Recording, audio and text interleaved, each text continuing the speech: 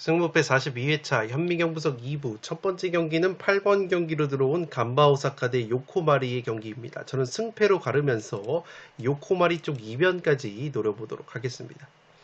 아직 현미경부석 1부를 보지 않으신 분들은 화면 위로 올라가는 링크를 클릭을 하시면 1번부터 7번 경기 일부 분석을 먼저 시청을 하실 수 있습니다. 이 간바 오사카 같은 경우에는 최근에 잘 나가다가 직전 마치다와의 홈 경기에서 1대3 패배를 당했습니다. 이 마치다와의 경기에서 측면 수비수 한다리쿠 선수가 퇴장을 당하면서 경기를 그르친 간바 오사카이기 때문에 상당히 아쉬웠다고 보시면 되겠습니다. 최근에 제1리그 두 경기에서 1무 1패 승리가 없는 간바 오사카이기 때문에 한창 좋았을 때보다는 상승세가 꺾여 있지만 여전히 올 시즌 홈에서는 7승 1무 2패로 홈 성적이 가장 뛰어난 팀 중에 하나인 것이 바로 간바 오사카이고 여전히 최소 실점 공동 2등을 달리면서 이 짠물 수비를 보여주고 있는 간바 오사카라고 보시면 되겠습니다. 다만 간바 오사카 같은 경우에는 수비는 상당히 좋은데 공격력이 상당히 아쉽다고 보시면 되겠습니다. 리그 21경기에서 22골로 최소 득점 공동 3등을 달리고 있기 때문에 여전히 공격력은 아쉬운 간바 오사카이고 이 핵심 공격수 우사미 선수 같은 경우에는 최근에 리그 3경기 무득점 중이기 때문에 이 우사미 선수가 해결을 해줘야 되는 경기가 될 것으로 생각이 됩니다.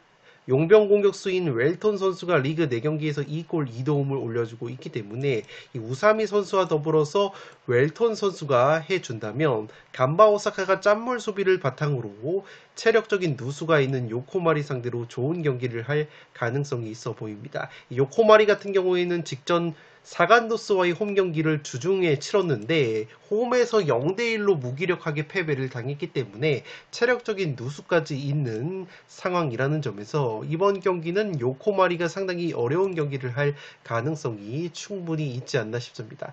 다만 제가 요코마리 승리까지 가져가 보는 이유는 최근에 요코마리가 간바 상대로 상당히 강했다고 보시면 되겠는데 지난 4월 1차전 맞대결에서도 요코마리가 간바 상대로 2대0 승리를 거뒀고 최근에 간바 오사카 상대로 3연승을 거두고 있는 요코마리이기 때문에 제 아무리 최근에 요코마리가 경기력이 떨어져 있고 주중에 사간도스전까지 패배를 당하면서 체력 누수까지 있다고 하더라도 왠지 요코마리가 천정면모를 보여줄 수도 있는 경기가 될 것으로 생각이 됩니다. 다만 요코마리 같은 경우에는 핵심 용병 공격수 안델손 로페즈 선수가 최근에 리그 3경기 무득점으로 주춤하고 있는 것이 상당히 아쉽다고 보시면 되겠고 측면 공격수 얀 선수 역시 리그 4경기에서 공격 포인트가 없었기 때문에 요코마리도 특유의 공격력이 다소 주춤하고 있다고 보시면 되겠습니다. 최근 제1리그 7경기에서 2승 5패로 부진한 요코마리이고 특히나 올 시즌 리그 원정 경기에서 실점이 증가가 되는 요코마리이기 때문에 이 간바 오사카 원정에서 확실히 어려운 경기를 할 가능성이 충분히 있는 매치라고 보시면 되겠습니다.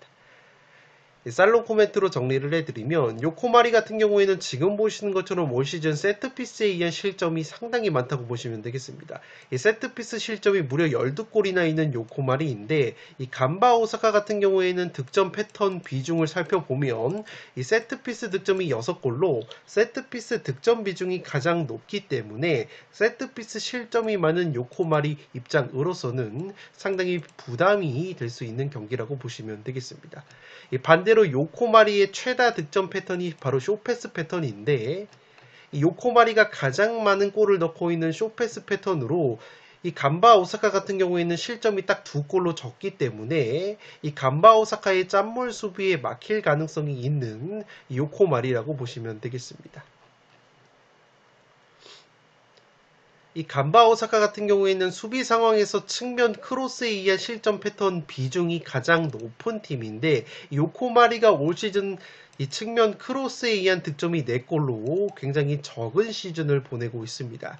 특히나 요코마리가 지금 보시는 것처럼 올 시즌 측면 크로스 정확도가 20개 팀 중에서 전체 16등으로 크로스 정확도가 상당히 떨어져 있는 모습이 있기 때문에 측면 크로스에 의한 패턴이 가장 높은 비중을 보이고 있는 간바 오사카 입장으로서는 올 시즌 요코마리의 크로스 정확도가 상당히 떨어져 있다는 점 역시 간바 오사카의 짠물 수비가 발동이 될 수 있는 근거가 될 것으로 보입니다. 다만 주전 측면 수비수 한다 리쿠가 퇴장 징계로 결장이 되는 간바 오사카이기 때문에 간바 오사카도 측면 수비가 헐거워진다면 요코마리가 천정 면모를 의외로 또다시 보여줄 가능성도 있어 보이기 때문에 8번 경기는 승패로 한번 갈라보면서 요코마리 쪽 이변까지 노려보도록 하겠습니다. 9번 경기는 제주 대 FC 서울의 경기인데 제주의 단통 패배로 가보도록 하겠습니다. 제주 같은 경우에는 직전 광주 원정에서 극장골을 내주고 1대2로 패배를 당했습니다. 최근에 서울 상대로 5경기 2무 3패 승리가 없었고 특히나 제주 홈 경기에서 서울 상대로 4경기에서 2무 2패 중이기 때문에 유독 홈에서 FC 서울 상대로 약했던 모습이 있기 때문에 제주가 상당히 고전할 수도 있는 경기가 될 것으로 생각이 됩니다. 물론 올 시즌 홈에서 5승 5패로 원정에서의 2승 2무 6패보다 홈발을 어느 정도 받는 제주이기 때문에 제주도 저력을 보여줄 가능성이 있어 보이지만 여전히 제주 같은 경우에는 리그 20경기에서 19골, 최소 득점 2등을 보여주면서 빈공을 보여주고 있는 것이 상당히 큰 약점이라고 보시면 되겠습니다. 최근에 K리그 5경기 1승 4패 하락세에 빠져있는 제주이고 그나마 용병 공격수 헤이스 선수가 최근에 골 감각이 어느 정도 살아난 모습은 있지만 여전히 부족한 공격력을 보여주고 있습니다. 용병 공격수 유리 조나탄 선수가 복귀 시점이 여전히 미지수인 것 역시 이 제주의 빈공이 해결이 될 가능성이 떨어져 보이고 일본 연령별 국대 출신인 2선 미드필더인 요시오 선수를 영입을 한 제주이기 때문에 이 선수가 빠르게 녹아드는 것이 관건이라고 보시면 되겠습니다. 이 제주 같은 경우에는 올 시즌 홈과 원정, 홈 어드밴티지를 따져봤을 때 가장 홈 어드밴티지를 못 받는 팀으로 분류가 되고 있습니다. 그렇기 때문에 홈발이 그렇게까지 강하지 않을 것으로 보이는 제주이고 반대로 FC 서울 같은 경우에는 최근에 제주 원정에서 4경기에서 2승 2무 무패를 달리고 있는 데다가 최근에 K리그 3연승을 달리면서 상승세를 타고 있습니다.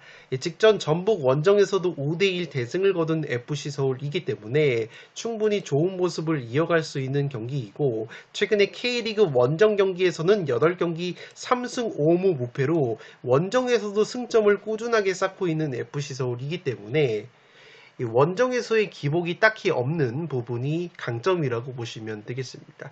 특히나 FC 서울이 영입생 공격 자원인 호날두 선수가 직전 경기에서 교체 투입 이후 18분 만에 1골 1도움을 올려준 건 역시 고무적이고 최근에 미드필더 한승규 선수가 리그 3경기 1골 3도움으로 맹활약을 해주고 있는 데다가 이 공격수 링가드까지 경기력이 올라오면서 팀 내 기회 창출 2등을 기록하고 있기 때문에 FC 서울이 공격력이 상당히 올라와 있다고 보시면 되겠습니다. 지난 제주와의 맞대결에서 결승골을 포함해서 맹활약을 했었던 베테랑 미드필더 기성용 선수가 최근에 부상 여파로 4경기 결장 중이지만 오히려 이 기성용 선수가 빠진 4경기에서 3승 1무 무패를 달리고 있는 FC 서울이기 때문에 오히려 기성용 선수의 결장이 전화위복이 되고 있는 FC 서울이라는 점에서 딱히 기성용 선수의 공백이 느껴질 것 같지 않은 매치라고 보시면 되겠습니다. 이 살롱 코멘트로 정리를 해드리면 제주가 그래도 골문이 상당히 든든한 면이 있었는데 김동준 골키퍼가 지금 보시는 것처럼 K리그에서 2번째로 뛰어난 선방 지표를 보여주고 있었는데 이 김동준 선수가 출전 여부가 불투명하다는 소식이 있습니다. 타박상 여파로 출전 여부가 불투명하다는 소식이 있기 때문에 만약에 김동준 골키퍼가 출전이 불발이 된다면 최근에 공격력이 살아나고 있는 FC 서울의 맹공을 버텨내기에는 제주가 수비가 상당히 흔들릴 가능성이 있어 보이기 때문에 이 김동준 골키퍼가 만약에 결정이 된다면 FC 서울이 승리를 가져갈 가능성이 상당히 높아 보입니다. 최근 제주와의 맞대결에서도 상대전적 우위가 있는 FC 서울이기 때문에 충분히 FC 서울이 상승세를 이어갈 수 있는 경기가 되지 않을까 싶습니다. 9번 경기는 제주의 단통 패배로 가보도록 하겠습니다. 10번 경기는 김포 대 충남 아산의 경기인데 승패로 갈라보도록 하겠습니다. 개인적으로 이 경기는 무승부 빵꾸도 조심을 해야 될 것으로 보이기 때문에 소신껏 무승부를 가실 분들은 무승부로 가보실 것을 추천을 드리도록 하겠습니다. 양팀 모두 K리그2 2부 리그에서 최근에 가장 잘 나가고 있는 팀들의 맞대결이기 때문에 굉장히 팽팽한 양상이 나올 가능성이 있어 보입니다. 이 김포 같은 경우에는 천안과의 홈경기에서 1대1 무승부를 거두면서 최근에 K리그에서 4경기 2승 2무 무패, 9경기에서 5승 3무 1패를 달리고 있습니다. 특히나 충남 아산과의 상대 전적을 보시면 굉장히 천정면모가 있는데 이번 시즌 첫 맞대결에서도 충남 아산 원정에서 2대1로 승리를 거둔 김포이고 최근에 충남 아산을 상대로 2연승 포함 6경기 5승 1무 무패 굉장히 천정면모가 있었기 때문에 제 아무리 충남 아산이 최근에 잘 나가고 있다고 하더라도 김포의 천정면모와 탄탄한 수비력을 고려한다면 또다시 김포에게 덜미가 잡힐 수도 있는 충남 아산이라고 보시면 되겠습니다. 김포 같은 경우에는 리그 18경기에서 19실점, 최소 실점 공동 3등으로 탄탄한 수비력을 보여주고 있는데 공격력은 다소 아쉬운 부분이 있습니다. 특히나 용병 측면 공격수인 폴라나 선수가 최근에 리그 3경기 무득점 중인 것도 김포가 공격 고민이라고 보시면 되겠는데 어쨌든 고정훈 감독 체제에서 철저한 컨디션 관리를 통해서 김포가 무리하지 않는 축구를 구사를 하는데 평균 점유율이 40%로 K리그2에서 가장 낮은 팀이기 때문에 김포 같은 경우에는 탄탄한 수비를 바탕으로 선수비 후 역습을 가져가면서 패하지 않는 경기를 하는 노하우가 있다고 보시면 되겠습니다. 반대로 충남 아산 같은 경우에는 최근에 3연승의 상승세를 타고 있는데 5경기에서 4승 1무 무패를 달리면서 상위권으로 치고 올라왔다고 보시면 되겠습니다. 특히나 수원FC 출신의 영입생 공격수인 호세 선수가 최근에 3경기 연속골로 좋은 모습을 보여주고 있습니다. 직전 이랜드전에서도 2골을 넣으면서 3경기 4골을 넣고 있는데 이 선수가 1부 리그 수원FC 시절에는 등록명이 몬레알이었는데 2부 리그로 오면서 호세라고 등록명을 바꿨는데 굉장히 좋은 모습을 보여주고 있다고 보시면 되겠습니다. 또한 충남 아산의 측면 공격수인 주닝요 로차 선수가 최근에 리그 3경기에서 3골 3도움을 올려주면서 충남 아산이 용병 공격자원들의 활약에 힘입어서 좋은 공격력을 보여주고 있습니다. 충남 아산 같은 경우에는 김현석 감독 체제에서 3백을 사용을 하는데 양쪽 윙백 강준혁과 이양민이 마치 윙어처럼 올라가서 굉장히 활발하게 측면 공격을 펼치기 때문에 측면 공격수 주닝요 로차 선수와의 시너지 효과가 상당히 잘 나오고 있다는 점에서 충남 아산의 최대 강점은 바로 측면 공격이라고 보시면 되겠습니다. 여기에 191cm의 장신 공격수 호세가 합류가 되면서 최전방에서 버텨주는 힘까지 생긴 충남 아산이기 때문에 이 충남 아산이 후반기에 굉장히 좋은 공격력을 보여줄 가능성이 있어 보입니다. 또한 수비 쪽에서는 리그 5경기 연속으로 무실점 을 기록하고 있는 충남 아산인데 이 신성훈 골키퍼가 굉장히 좋은 선방 능력을 보여주고 있기 때문에 제 아무리 김포가 천정면모를 가지고 있다고 하더라도 최근에 충남 아산이 기세를 고려한다면 이번 경기만큼은 충남 아산이 김포전 무승 행진의 고리를 끊을 수 있는 타이밍이 나올 가능성이 있어 보입니다. 이 살롱 코멘트로 정리를 해드리면 지금 보시는 것처럼 양팀 모두 최근 6경기 기준으로 K리그2에서 가장 잘 나가는 팀들이라고 보시면 되겠습니다. 충남 아산이 가장 많은 승점을 따내고 있고 김포 역시 3번째로 많은 승점을 따내고 있기 때문에 K리그2에서 가장 잘 나가는 두 팀의 맞대결이라는 점에서 이 경기는 무승부 빵꾸의 가능성도 충분히 있어 보이지만 패턴적으로 봤을 때 김포가 올 시즌 리그 3연무가 없었다는 점과 충남 아산의 최근 공격력 그리고 충남 아산이 새롭게 영입을 한 호세라는 공격수를 김포가 지난 1차전에서는 상대를 해보지 못했기 때문에 만약에 충남 아산의 호세를 막아내지 못한다면 김포가 제 아무리 천정면모가 있다고 하더라도 이번 경기 충남 아산에게 덜미가 잡힐 수 있는 그림이 그려지기 때문에 저는 무승부를 빼고 10번 경기는 승패로 한번 갈라보도록 하겠습니다. 11번 경기는 대구 대 포항의 경기인데 대구의 단통 패배로 가보도록 하겠습니다. 투폴 추천으로는 무패, 무승부 이변까지 추천을 드리도록 하겠습니다.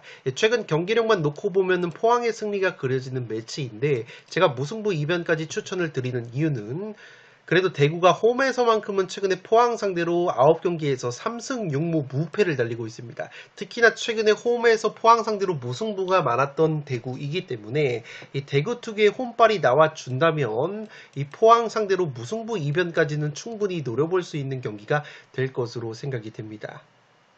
최근 홈에서는 전북 제주를 상대로 2연승을 거두고 있는 대구이기 때문에 대구 특유의 홈발이 나올 가능성이 있어 보입니다.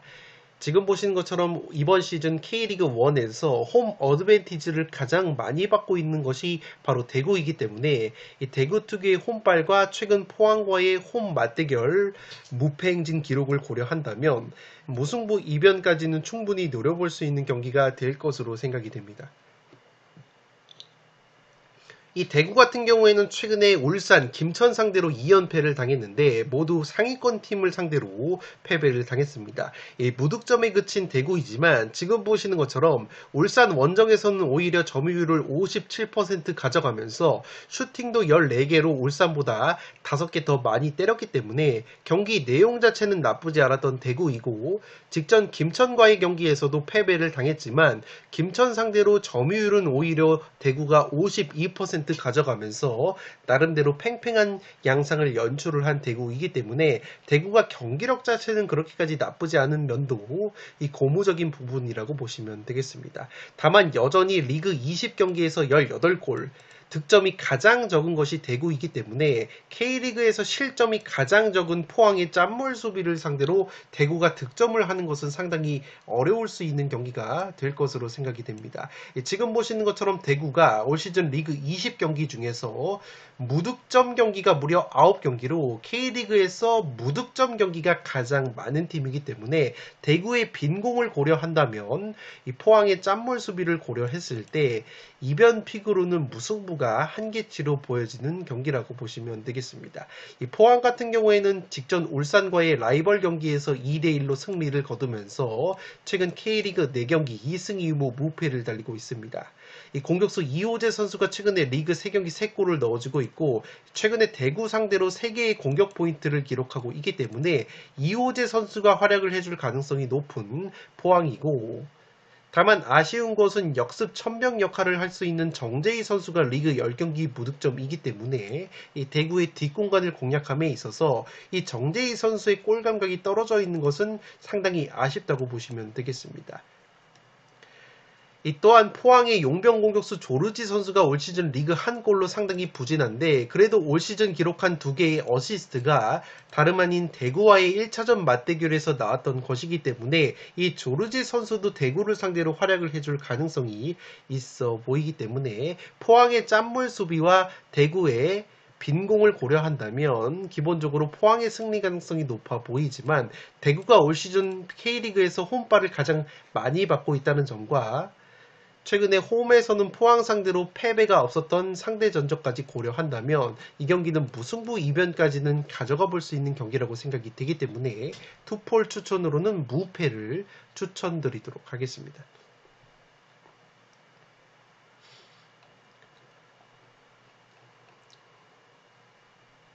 12번 경기는 후쿠오카 대 교토상가의 경기인데 이 경기는 승무 투폴로 가면서 무승부 이변까지 가져가 보도록 하겠습니다. 최근 경기력만 놓고 보면은 후쿠오카 승리로 몰릴 수 있는 경기인데 이 후쿠오카 승리의 80% 가까이 많이 몰려 있는 것은 과한 투표율이라고 생각이 되고 있습니다. 이 후쿠오카 같은 경우에는 직전 도쿄 원정에서도 1대0 승리를 거두면서 J리그 6경기에서 5승 1무 무패의 상승세를 타고 있습니다. 최근 교토와의 상대 전적 역시 6경기에서 5승 1패의 우위를 보이고 있는 후쿠오카이고 지난 5월 교토 원정에서도 3대2로 승리를 거둔 후쿠오카이기 때문에 기본적으로 경기력 자체는 후쿠오카 승리가 맞다고 보시면 되겠는데 이 교토 상가 역시 최근에 강등 버프를 받으면서 J리그 6경기 2승 3무 1패를 보여주고 있고 올 시즌 교토 상가는 오히려 오히려 원정에서 성적이 홈보다 훨씬 더 좋기 때문에 그러한 점을 고려한다면 후쿠오카의 무자비 면모까지 고려했을 때 무승부 이변은 충분히 노려볼 수 있는 경기가 될 것으로 생각이 됩니다.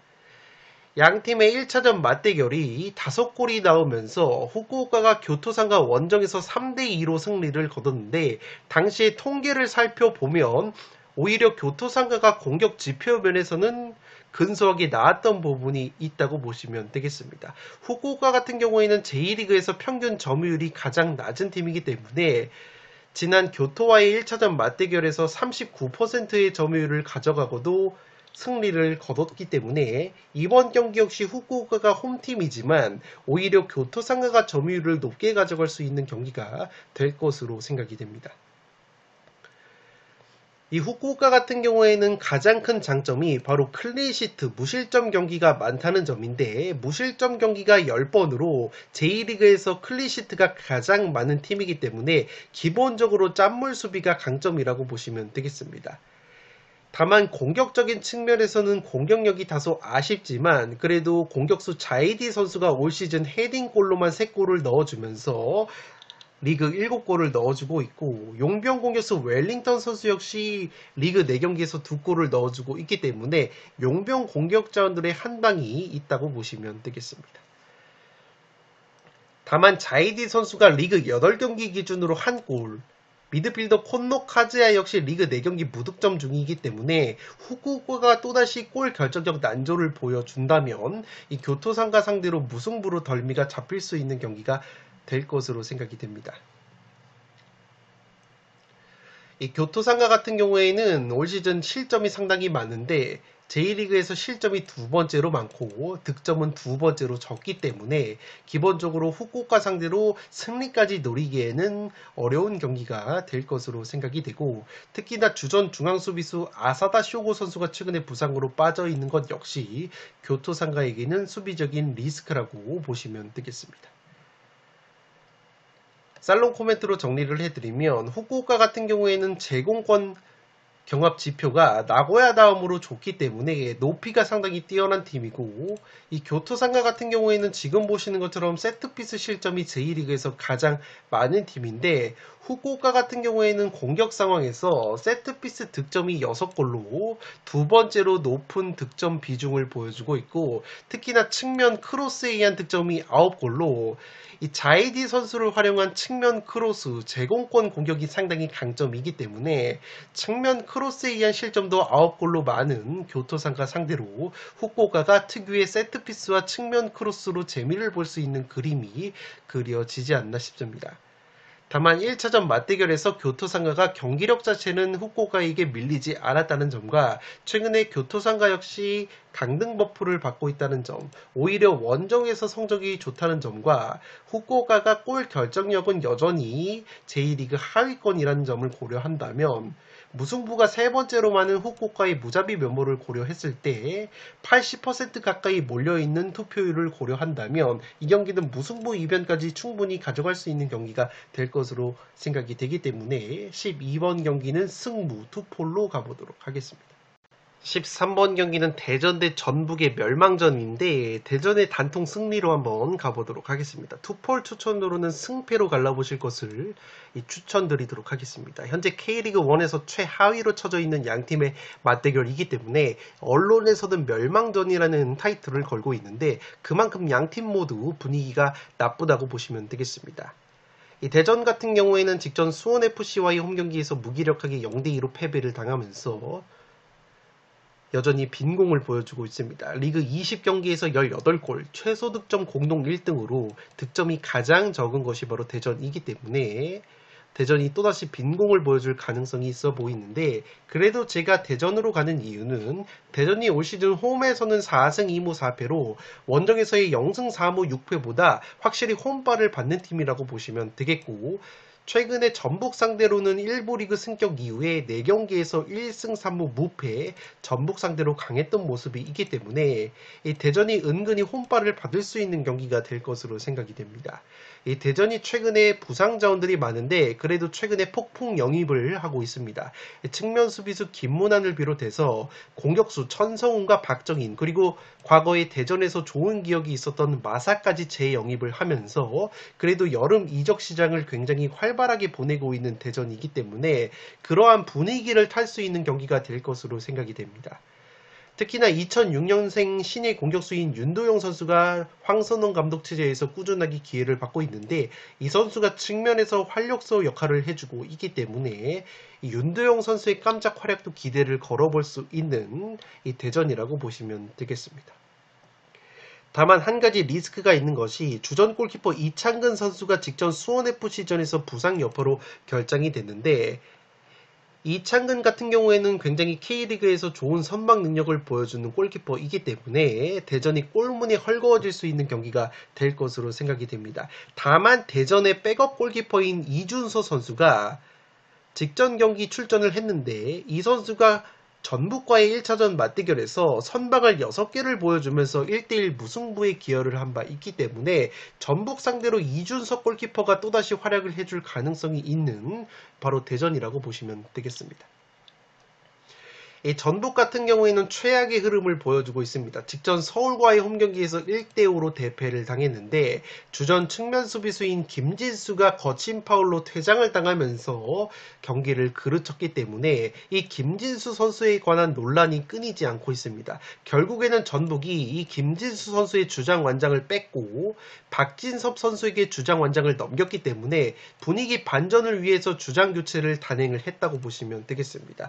이 박진섭 선수가 최근에 기초군사훈련 때문에 빠져 있었던 전북인데 박진섭이 돌아왔기 때문에 주장까지 맡으면서 팀의 분위기를 어느 정도 바꿀 수 있는 카드가 될 것으로 생각이 됩니다. 특히나 베테랑 수비수 홍정호 선수가 부상으로 빠져 있었던 전북이었는데 직전 경기에서 엔트리에 이름을 올렸기 때문에 박진섭과 홍정호 두 베테랑 자원이 돌아온다는 점에서 전북이 지난 시즌에 이 박진섭과 홍정호 체제로 굉장히 좋은 수비력을 보여줬었기 때문에 최근에 실점이 가장 많은 전북이 수비적인 안정감을 찾는다면 이 경기는 전북에게도 충분히 기회가 있을 수 있는 경기가 될 것으로 생각이 됩니다.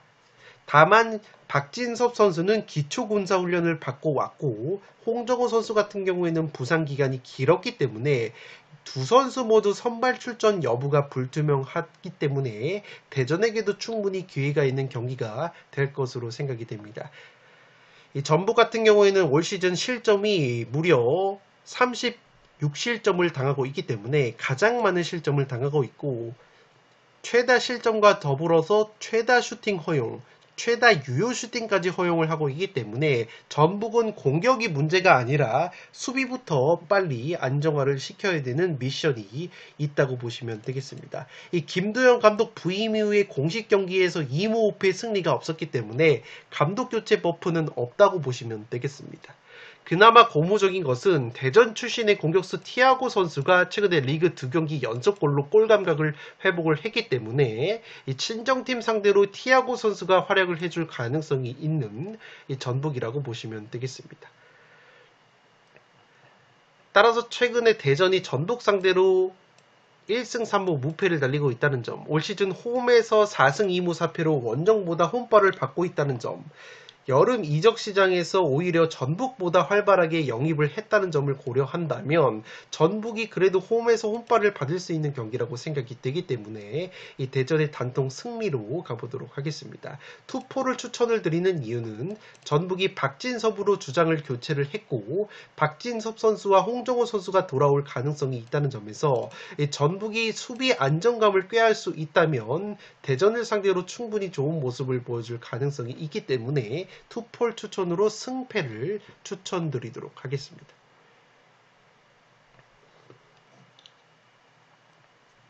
마지막 경기는 14번 경기로 들어온 강원 대 광주의 경기인데 과감하게 강원의 단통 패배로 가보도록 하겠습니다.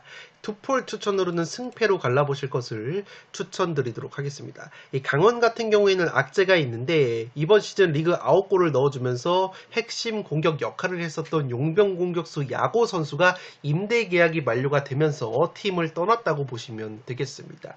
이 야고 선수 같은 경우에는 직전 인천전에서도 결승골을 넣은 핵심 공격 자원이기 때문에 이 야고 선수의 공백이 느껴질 수 있는 강원이라고 보시면 되겠습니다. 다만 야고 선수의 공백을 메우기 위해서 호주 리그 출신의 용병 공격수인 헨리 선수를 영입을 했는데 이 헨리 같은 경우에는 윙포워드 그리고 2선 자원이기 때문에 야고 선수처럼 최전방에서 묵직하게 버텨주는 힘은 다소 떨어질 가능성이 있다고 보시면 되겠습니다.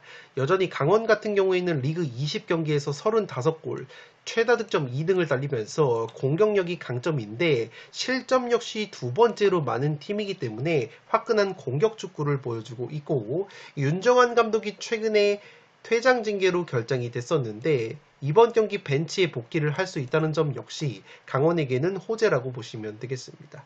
이 야고 선수가 팀을 떠난 상황에서 리그 8골을 넣어주고 있는 이상헌이라는 공격수가 결정을 해줘야 되는데 최근에 리그 4경기에서 어시스트가 4개로 도우미 역할은 잘 하고 있지만 이상헌 선수가 8경기에서 무득점 중이기 때문에 이 이상헌 선수의 골 감각이 어느 정도 올라와야지 야고 선수의 공백을 메워줄 것으로 생각이 됩니다.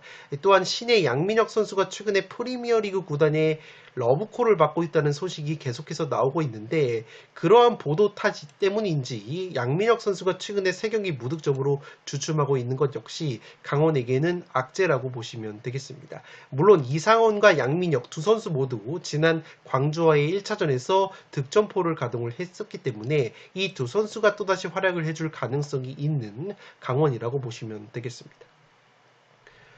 이 광주 같은 경우에는 직전 제주와의 홈경기에서 2대1 극장골로 승리를 거뒀기 때문에 나름대로 분위기 반전에 성공을 했는데 이 핵심 공격수 엄지성 선수가 잉글랜드 2부 리그 스완지 시티로 이적이 확정이 됐기 때문에 이 광주 역시 공격 쪽에 공백이 있다고 보시면 되겠습니다.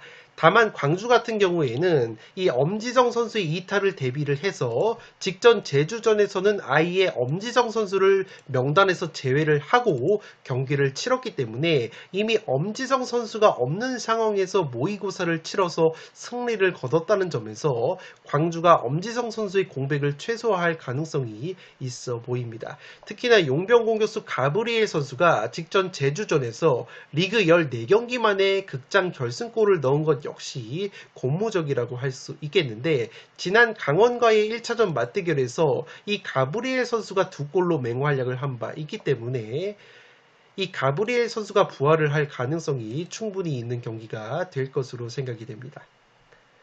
다만 광주 역시 원정에서는 기복이 상당히 심한 팀이고 강원과 마찬가지로 실점이 상당히 많은 팀이기 때문에 무승부가 한 번으로 K리그에서 무승부가 가장 적다는 점에서 이 경기는 양팀의 1차전 맞대결 4대2 스코어를 고려를 해봤을 때 난타전 양상이 나오면서 승패가 갈릴 수 있는 흐름이 나오지 않을까 생각이 되고 있습니다. 그래도 광주가 부상 여파로 빠져 있었던 이희균이라는 공격수가 최근에 부상에서 돌아왔기 때문에 이 이희균 선수가 활약을 해줄 가능성이 있어 보이고 유로 2024에서 알바니아 대표팀으로 좋은 모습을 보여줬었던 용병 공격수 아사니 같은 경우에는 현재 라리가 라스팔마스 이적 소리 돌고 있기 때문에 이번 경기는 출전 여부가 상당히 불투명하다고 보시면 되겠습니다. 이 광주 같은 경우에는 재정 건전성 규정 위반을 했기 때문에 여름 이적 시장에서 선수 영입이 불가능하다는 점에서 이정효 감독의 용병술이 또다시 빛을 발해야 되는 미션이 있다고 보시면 되겠습니다. 그래도 광주 같은 경우에는 최근에 강원 상대로 5경기에서 2승 3무 무패를 달리고 있기 때문에 강원의 천정 면모가 있다고 보시면 되겠습니다. 이 살롱 코멘트로 정리를 해드리면 직전 제주전에서 엄지성이 명단 제외를 시키면서 모의고사를 치른 광주이고, 반면에 강원은 공격수 야구 선수가 결승골을 넣고 승리를 거뒀기 때문에 야구가 없는 상황에서 지난 광주와의 맞대결에서 패배를 당한 바 있는 강원이라는 점에서 충분히 야구 선수의 공백이 느껴질 가능성이 있어 보입니다. 지금 보시는 통계는 양팀의 1차전 맞대결 통계인데, 광주가 4대2로 승리를 거뒀었고 점유율 5대5, 슈팅 숫자 16대14로 굉장히 팽팽했던 모습이 있었기 때문에 이번 경기 역시 양팀의 화끈한 공격 축구가 나올 가능성이 있어 보입니다.